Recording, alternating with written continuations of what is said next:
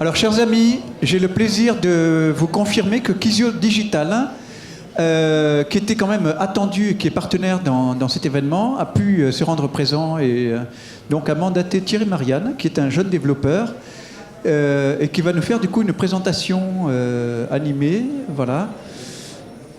Ah, du coup, tu as besoin de... Bon, attends, tu connais tout par cœur. Hein. Bon, tu veux rester à côté. Bon, moi, je vais être ton second dans l'histoire.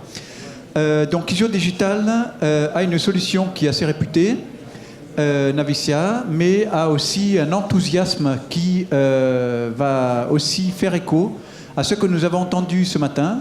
Vous avez souvenir, donc, en particulier de l'intervention de Machina Corpus.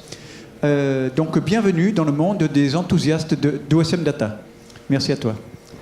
Merci. Bonjour. Donc, je souhaiterais vous présenter Quizio Digital, qui est un acteur du transport public avec une culture ouverte et collaborative. Donc, il s'agit d'une filiale numérique du groupe Keolis, donc, qui appartient au domaine des transports publics.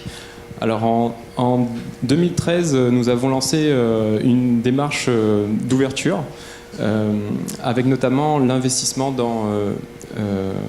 nous sommes investis dans l'ouverture des données, avec une application qui s'appelle Navicia.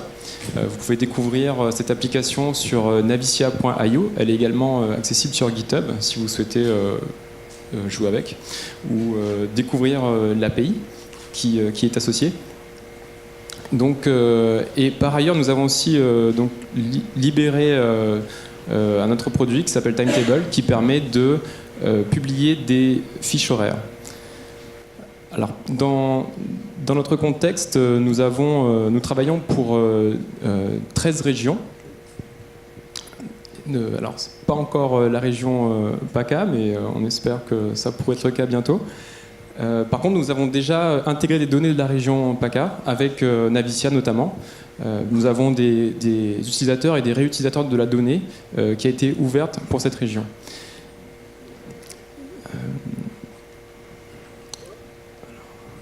Donc, et parmi nos contributeurs, nous avons la région de Toulouse avec Tiseo, qui contribue considérablement à l'outil Timetable, qui permet donc d'éditer des fiches horaires pour les arrêts de bus notamment.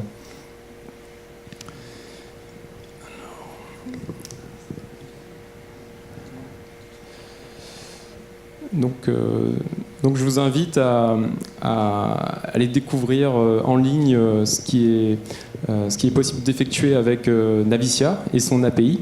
Vous avez ici des exemples d'activités qui ont été menées à bien par le biais de cette application, notamment des meet-ups qui ont été organisés, des hackathons et des applications qui ont été développées, telles que par exemple Open Beer Map, qui s'est appuyé sur les données d'OpenStreetMap pour référencer les bars où on pouvait passer de bons moments et également renseigner de la donnée de manière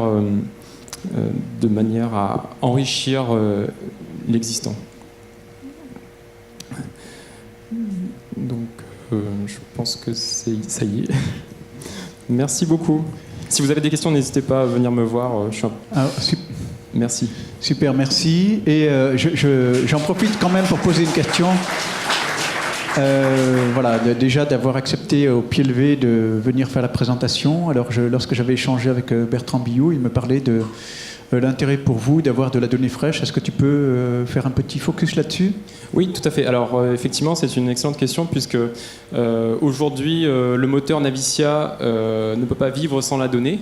Et c'est vrai que grâce à des opérations telles que celles d'aujourd'hui, des opérations sur le terrain telles qu'une cartopartie, en fait, on arrive à améliorer la qualité des données et on arrive à nourrir les moteurs qui existent et qui sont ouverts de manière à pouvoir effectuer des calculs comme des calculs d'itinéraire, comme rendre des services tels que ceux qu'on peut voir ici, parce qu'il y a quelques exemples, mais en fait on a des hackathons qui sont organisés par des organismes ou des partenaires qui s'appuient directement sur ces données